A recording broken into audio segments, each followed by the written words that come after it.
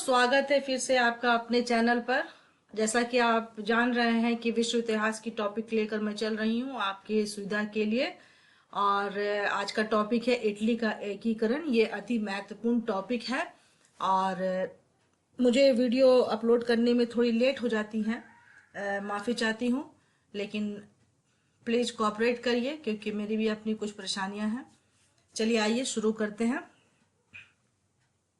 Italy का एकीकरण। सबसे पहले मानचित्र की ओर ध्यान देते कि इटली जब जो है उसका एकीकरण नहीं हुआ था या फिर वो किसी के अधीन था, तो उससे पहले उसका एक मानचित्र या उसका नक्शा किस तरह का दिखता था। तो ये आप देख सकते हैं कि ये एक मानचित्र है। इटली यूरोप का एक हिस्सा है। इटली को यूरोप का भारत कहते हैं। उसके पीछे का कारण है कि भारत और इटली के बीच जो है बहुत सारी समानताएं हैं। दोनों ही कृषि प्रधान देश है और दोनों ही भौगोलिक और सांस्कृतिक रूप से बहुत ही विविधता वाला देश है और दोनों ने ही अपनी आजादी को, अपने एकीकरण को बहुत संघर्ष करके प्राप्त किया है। ये समानताएं पहले हमने बात कर ली भारत और इटली के बारे में। अब देखते हैं कि उसके पास कौन कौन से क्षेत्र थे। देखिए इटली के यह मानचित्र जो है, इसको देखिए कि यहाँ पर उसका एक छोटा सा स्पेस है। इसको सेवाई कहते थे। क्या कहते थे? सेवाई। सबसे पहले आपसे शुरू करते हैं। ये सेवाई का क्षेत्र है। उसके बाद ये सर्डिनिया पिडमॉन्ट। सर्डिनिया पिडमॉन्ट ये एक जगह है। सर्डिनिया पिडमॉन्ट एक जगह है। उसके बाद आप ये देख रहे कि सर्डिनिया का ये हिस्सा और बीच में जो है सागरीय हिस्सा है और सर्डिनिया का एक हिस्सा यहाँ पर भी है। ओके, तो यानी कि बहुत ही विविधता थी। उसके बाद ये वाला क्षेत्र जो है उसका टस्कनी कहलाता था। ये मेडोना, ये परमा, ये लोम्बार्डी, ये वेनेशिया और ये रोमानिया, ये नेपलस। उसके बाद ये बीच का हिस्सा, इसको रोम बोलते हैं हम लोग। विशेषकर इस हिस्से को ही इटली से जोड़ा गया है। उसके बाद ये रह गया सिसिली। सिसिली को आप देखिए कि सिसिली के बीच में भूमध्य सागर पड़ता है। उसका एक छोटा सा हिस्सा इस तरफ भी है, ओके, साउथ में। तो अब ये देखते हैं कि ये इसका जो है एकीकरण कितने चरणों में हुआ था। इसका एकीकरण 4 चरणों में हुआ था। पहला जो चरण था वो 1815 से 58 का था। वो लोम्बार्डी, नीस, सेवाई इन क्षेत्रों को मिलाकर हुआ था। दूसरा जो हुआ था 1858 से 60। 1858 से 60 ये 1858 का काल इटली के लिए महत्वपूर्ण है, तो हमारे भारत के लिए भी 1857 की क्रांति महत्वपूर्ण है। वहां पर, यहाँ पर भी संघर्ष था तो वहां पर भी संघर्ष था। ये परमा, मेडोना, टस्कनी, नेपलस, सिसिली, रोम। रोम इसलिए इंपॉर्टेंट था कि रोम में क्या था? पॉप का शासन था। पॉप क्या था? पूरे यूरोप में धार्मिक रूप से महत्वपूर्ण व्यक्ति होता था पॉप, और जो जिसकी बातें जो है शासक को भी मानना होता था और प्रजा को भी। ये यहाँ पर रोम के साथ था। तीसरे चरण में 1860 से 66 का चरण है जिसमें वेनेशिया शामिल है। उसके बाद फोर्थ चरण में 1866 से 71 फिर रोम के पास है। तो ये आप देख रहे हैं कि इस तरह से इटली जो है बटा हुआ था भौगोलिक रूप से। तो इसीलिए मेजनी ने इसको सिर्फ भौगोलिक अभिव्यक्ति मात्र कहा। मेटरनिक ने से क्या कहा था? एकमात्र भौगोलिक अभिव्यक्ति कहा था, क्योंकि इसके एक्सपेक्टेशन में ये कभी नहीं थी कि इटली का एकीकरण भी संभव होगा, क्योंकि वो जगह जगह से जो है भौगोलिक रूप से पहाड़ों और सागरों और नदियों से घिरा हुआ था और सभी जगह जो है, सभी क्षेत्र अलग अलग शासन के अंतर्गत आती थी। तो इस वजह से इसको सिर्फ जो है भौगोलिक अभिव्यक्ति मात्र की संज्ञा मेटरनिक ने दी थी। और ये सर्डिनिया पिडमॉन्ट ये हिस्सा जो है, ये फ्रेंड सर्डिनिया पिडमॉन्ट का जो क्षेत्र था, ये किसके अधीन था? ये अधीन था विक्टर इमैनुअल प्रथम। किसके अधीन था? विक्टर इमैनुअल प्रथम का। ओके, अब आ जाते हैं कि मोडेना कहाँ पर है? ये मोडेना का क्षेत्र है, ये मोडेना का क्षेत्र है। मोडेना में जो था फ्रांसिस फोर्थ, कौन था? ऑस्ट्रिया, ऑस्ट्रेलिया नहीं, ऑस्ट्रिया के चचेरे भाई, जो ऑस्ट्रिया का शासक था ना, उसका चचेरा भाई था ये फ्रांसिस फोर्थ। टस्कनी उसके बगल में ही है। टस्कनी में arch Duke Ferdinand three, arch Duke Ferdinand three, ये कौन था? ये फ्रांसिस प्रथम, फ्रांसिस प्रथम का कौन था? ये फ्रांसिस प्रथम का भाई था। अब रोम जो है, रोम क्या था? यहाँ पर रोम है, रोम में जो है पॉप का शासन था, और पॉप तो सर्वोच्च और सर्वोपरि था। उसके अधीन था सिसिली, उसके अधीन कौन कौन सा था? ये सिसिली था और नेपलस था। नेपलस कहाँ पर है मित्र? नेपलस ये वाला हिस्सा, ये रोम के यानी पोप के अधीन था, सिसिली और नेपलस। ओके, अब ये रह गया छोटा सा हिस्सा बीच में, परमा। परमा में किसका शासन था? ये नेपोलियन की विधवा का वहां शासन था, लेकिन वो भी कौन थी? वो भी ऑस्ट्रिया की राजकुमारी थी, पूर्व में वो ऑस्ट्रिया की राजकुमारी थी। तो कुल मिलाकर देखा जाए तो सभी एक दूसरे से बंधे हुए रिश्तेदार ही थे, सिवाय रोम को छोड़ करके। तो ये लोग कभी भी नहीं चाहेंगे, ना ही पॉप ना ही यहाँ के कोई भी शासक, कि इटली का एकीकरण हो और उनकी सत्ता हाथ से निकल जाए। सबसे बड़ी दुविधा यही थी इटली के एकीकरण में। आइए कुछ पॉइंट्स को देख लेते हैं कि कौन कौन से महत्वपूर्ण पॉइंट है जिसके अंतर्गत आप इटली को समझ पाएंगे।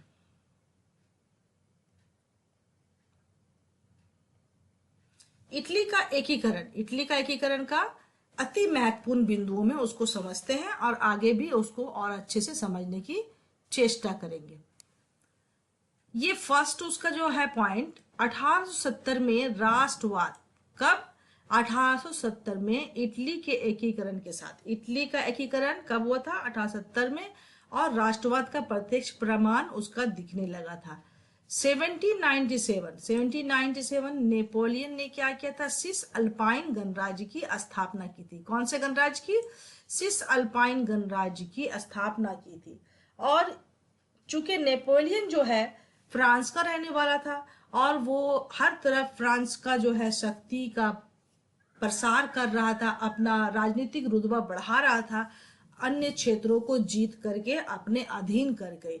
तो जहां भी नेपोलियन जो है अपना अधिग्रहण करता था तो वहां की जनता खुश हो जाती थी। उनको उम्मीद थी कि नेपोलियन जो है एक अच्छा शासक है और वो उसके लिए अच्छा करेगा, उसके क्षेत्र का विकास करेगा, जिससे उनका जीवन स्तर में जो है सुधार आएगा। ऐसा विचार था उस वक्त यूरोप में। तो जब नेपोलियन ने इटली पर आक्रमण किया तो वहां के लोगों ने क्या किया? उसका स्वागत किया। प्रजा ने क्या किया? नेपोलियन का स्वागत किया। ओके, तो इटली का जो है राष्ट्रवाद का रूपरेखा तैयार किसने किया था? नेपोलियन ने। अनजाने ही सही ये नेपोलियन के द्वारा हुआ था। और उस राष्ट्रवाद का जन्मदाता, इटली के राष्ट्रवाद का जन्मदाता किसे कहा जाता है मित्र? अगर ये पूछा जाए तो नेपोलियन होगा। तो उसने कैसे किया? नेपोलियन ने इटली में जो है, इटली में बहुत ही गरीबी थी, बहुत ही अशिक्षा थी, लेकिन वस्त्र उद्योग वहां का काफी अच्छा था। नेपोलियन ने उसमें क्या किया? अपने नजर डाली और उसका विकास करने का कोशिश किया। जब वस्त्र उद्योग में उसने सुधार की तो इटली जो है आर्थिक रूप से संपन्न होने लगा और औद्योगिक विकास भी इटली का होने लगा। तो ये क्या हुआ? इससे क्या हुआ? आप सभी जानते हैं कि जब कोई कंट्री या कोई देश आर्थिक रूप से उन्नत होने लगता है तो उसका अपने आप ही विकास होने लगता है, वहां की जनता का जीवन स्तर अच्छा होने लगता है, उनके अंदर एक राष्ट्रीय चेतना जागती है और वो सोचने के काबिल हो जाते हैं कि आगे उसे क्या करना चाहिए या अपने देश का विकास और किस तरह से करना चाहिए। तो इस तरह से वस्त्र उद्योग, किस उद्योग के माध्यम से? वस्त्र उद्योग के माध्यम से इटली के एकीकरण का मार्ग खुला। नेक्स्ट पॉइंट है नेपोलियन की जो सबसे नेगेटिव बात थी। अब लोगों ने कैसे समझा कि नेपोलियन जो है उनका भला नहीं कर रहा है? कैसे? क्योंकि नेपोलियन ने क्या किया, जब इटली पर कई प्रकार के करों को लाद दिया, तब उन लोगों को लगा रे ये तो मतलब जो है हमें दूसरा समझता है और हमें जो अधीन समझता है अपना, और ये हमें अपना जो है जनता नहीं समझता। तभी तो उसके ऊपर बहुत सारे कर को या टैक्स को उसने लागू कर दिया, जिसको देना उनके लिए संभव नहीं था। और वहां की जो प्राचीन कलाकृतियां, इटली की जो प्राचीन कलाकृतियां था, जिनको इटली वासी अपना गौरव का प्रतीक मानते थे, नेपोलियन उसको फ्रांस ले जाना शुरू किया। तब उनको ये बात अच्छी नहीं लगी। तब उनको लगा कि उनके गौरव को, उनके गौरव गाथा को इस तरह से कोई अपने देश नहीं ले आ सकता। तो उनके अंदर एक राष्ट्रीय चेतना जागृत हुई। 1814-15 में एक और प्रमुख बात हुई कि 1815 में मूरट कहाँ का था? मूरट था सिसिली का शासक। उसने क्या किया, 100 दिन की ऑस्ट्रिया, क्योंकि पूरे क्षेत्र पे ऑस्ट्रिया के ही रिश्तेदार या उसके शासकों के रिश्तेदार छाए हुए थे, तो ऑस्ट्रिया के विरुद्ध युद्ध की घोषणा की, क्योंकि ऑस्ट्रिया भी जो है नेपोलियन का समर्थक था। 100 दिन के युद्ध की घोषणा की, और परंतु वो क्या हुआ, बेचारा उसकी योजना सफल नहीं हुई। उस व्यक्ति का नाम, वहां के सिसिली के शासक का नाम मूरट था, तो वो पराजित हुआ और उसे गोली मार दी गई। मूरट को क्या कहा जाता है? मूरट को इटली की एकता और स्वतंत्रता का आधुनिक अग्रदूत। ये प्रश्न बनेगा कि इटली की एकता और स्वतंत्रता का आधुनिक अग्रदूत किसे कहा गया है? तो मूरट को। और उसने आह्वान किया था इटली के निवासियों का कि आप भी उठें अपने देश के लिए, अपने सम्मान के लिए, और लड़ें और इस बाहरी को अपने देश से खदेड़ दें। परंतु उस वक्त लोगों के अंदर इतनी जागृति नहीं आई थी, लोगों ने उसका साथ नहीं दिया, तो उसकी योजना असफल हुई। अब 1815 में एक और प्रमुख काम होता है कि यूरोप वासियों ने जब देखा कि नेपोलियन की शक्ति बहुत बढ़ गई है और वो पूरे यूरोप के लिए खतरा बन गया है, तो सबने क्या किया, एक गठबंधन बना करके नेपोलियन के विरुद्ध युद्ध की। और उसमें वो सब को क्या हुआ, एक तरफ नेपोलियन और अन्य जो है सारे यूरोप वासी थे। तो सारे यूरोप के शासक जो क्या हुए, उनकी जीत हुई, नेपोलियन की हार हुई। और उन लोगों ने आयोजन किया किसका? 1815 में वियना कांग्रेस का। वियना ऑस्ट्रिया का एक स्थान है, वहां किया वियना कांग्रेस का। और उसकी अध्यक्षता किसने की थी? मेटरनिख ने की थी, मेटरनिख ने। अब यहाँ पर पिडमोंट नेपोलियन का क्या था? पिडमोंट जो क्षेत्र था वो नेपोलियन का प्रतिबंधी था। उसको क्या हुआ, जब सब कोई जीत गया तो उसको पुरस्कार स्वरूप क्या मिला? सर्डिनिया और सेवाय और जिनेवा भी मिला, क्योंकि उसको युद्ध को, नेपोलियन के साथ युद्ध करने में, युद्ध को जीतने में उसका बहुत सारा खर्च हुआ था, इसलिए उसको पुरस्कार स्वरूप सर्डिनिया और सेवाय और जिनेवा का क्षेत्र मिला। अब ये देख लेते हैं कि यूरोप में बहुत सारे देश हैं,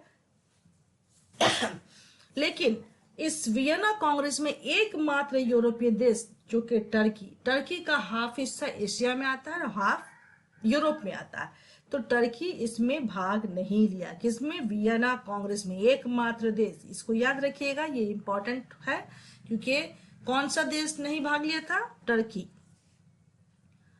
अब ऑस्ट्रिया के अधिकार में क्या दिया गया? उसको क्षतिपूर्ति के रूप में लोम्बार्डी और क्षतिपूर्ति के रूप में वेनेशिया भी दिया गया। अन पॉइंट को देख लेते हैं कि पर्मा, मोडेना, टस्कनी ऑस्ट्रिया के राजकुमारों के अधीन कर दिया गया। पर्मा, मोडेना, टस्कनी ऑस्ट्रिया के राजकुमारों के अधीन कर दिया गया।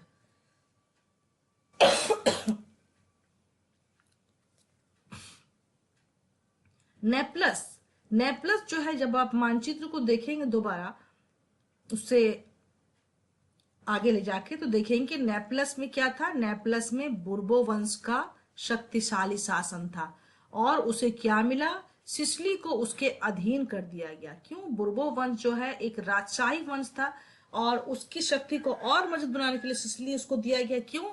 क्योंकि अगर वो शक्तिशाली रहेगा तो अपनी जनता को क्या कर सकेगा, काबू कर सकेगा। और पूरे इस कार्य से पूरे यूरोप में क्या था, एक राष्ट्रवाद की भावना का जो जागरण हो रहा था उसको दबाने की कोशिश की गई कि इसको अगर दबा दिया जाए तो ये भावना अन्य यूरोपीय राज्यों में ना फैलेगा और वहां के शासक भी सुरक्षित रह सकेंगे। तो इन सारी भावनाओं को कुल मिलाकर के जितने भी यूरोपीय थे जो शामिल हुए थे नेपोलियन को हराने में, उन लोगों ने इटली को क्या किया, इटली को 8 भागों में बांट दिया।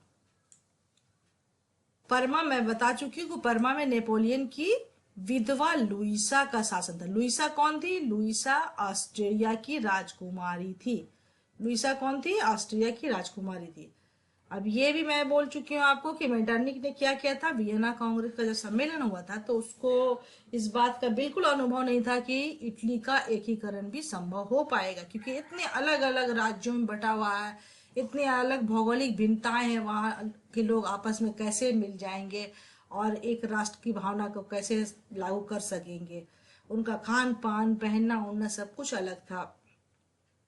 तो मेटरनिक ने कहा कि इटली क्या है, एक भौगोलिक अभिव्यक्ति मात्र है, यानी कि वो राष्ट्र नहीं है, वो सिर्फ एक भौगोलिक अभिव्यक्ति मात्र है। जिधर जाओ वहां उसकी दशा पहले से बिल्कुल अलग हो जाती है। इटली का क्या था? इटली का प्रत्येक राज्य अपनी परंपरा, रीति रिवाज और संस्कृति में क्या था, भिन्न भिन्न था। तो चलिए दोस्तों, इसको हम लोगों ने समझ लिया कि इटली का क्षेत्र किस तरह का था अपने एकीकरण से पहले, वहां कौन कौन से लोग शासन कर रहे थे और उसका एकीकरण क्यों संभव नहीं था। ये बात क्लियर हो गई। और अगले वीडियो में इसको और डिटेल से बताएंगे कि इटली का एकीकरण कैसे संभव हुआ। तो मिलते हैं अगले वीडियो में। आप मेरे साथ कोऑपरेट करें, भले ही थोड़ी लेट हो लेकिन आपके लिए अच्छा कंटेंट लेकर आती हूँ। इसको, मेरी वीडियो को लाइक एंड सब्सक्राइब करें, शेयर करें, अपने साथियों को भी इससे जोड़ें। धन्यवाद।